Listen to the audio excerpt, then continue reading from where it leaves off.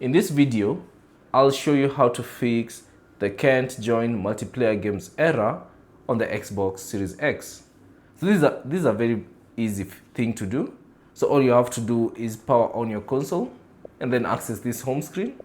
And then from the home screen, select the settings icon on top of the screen. Choose that.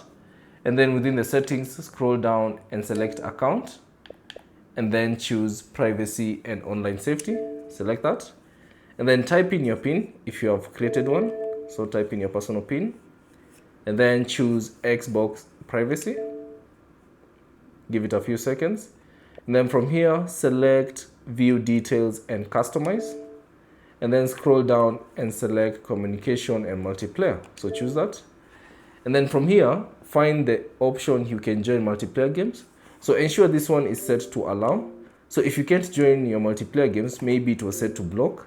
So if you find it's blocked, ensure that you select it to allow, and that will fix that particular error.